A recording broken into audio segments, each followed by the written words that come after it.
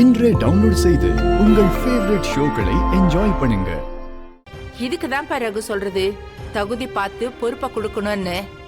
அவசரப்பட்டு வீட்டு சாவியை இவகிட்ட கொடுத்தீங்கல்ல, நான் அப்பவே இவகிட்ட கொடுக்காதீங்கன்னு சொன்னேன்.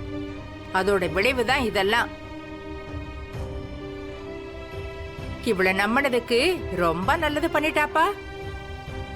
இதுக்கு மேலேயும் வீட்டு பொறுப்பு இவகிட்ட இருக்க கூடாது. கொத்து சாவியை வாங்கி ஜானகி கிட்ட கொடு.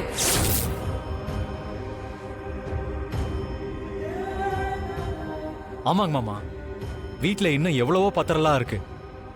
அதெல்லாம் எடுத்து யாருக்காவது கொடுத்துட மாட்டாங்களான்னு என்ன நிச்சயம்? உங்களுக்கே தெரியாம உங்க கைரேகை எடுக்க மாட்டாங்கன்னு எப்படி நம்புறது? இதுக்கு மேல இவங்க கிட்ட சாவி இருக்க கூடாது. நீங்க வாங்கிடுங்க மாமா. சித்தப்பா வந்ததும் நடந்த எல்லாத்தையும் ஒண்ணு விடாம சொல்லிரணும். எல்லாரும் அமைதியா இருங்க.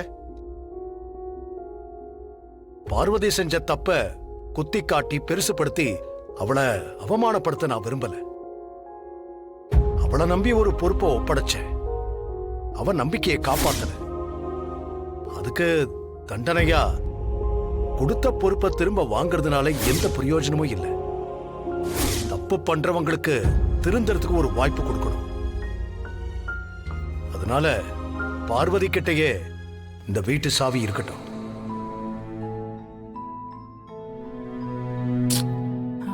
என்ன பொறுத்த வரைக்கும் தான் செஞ்சது தப்புன்னு அவ உணரணும். அதோட நான் இப்ப இவளை மன்னிச்சு விடுற மாதிரி சிவா மன்னிப்பானான்னு எனக்கு தெரியல. அவன் முன்கோவக்காரன். அதனால இங்க நடந்த விஷயம் எதுவுமே அவனுக்கு தெரிய வேண்டாம். தெரிஞ்சா அவன் எப்படி மாறுவான்னு தெரியாது. கண்டிப்பா இவ கூட வாழ மாட்டேன்னு கூட அவன் சொல்லுவான்.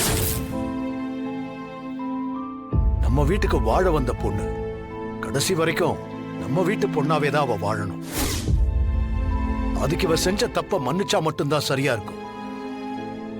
நான் சொல்றது உங்களுக்கெல்லாம் புரியும்னு நினைக்கிறேன்.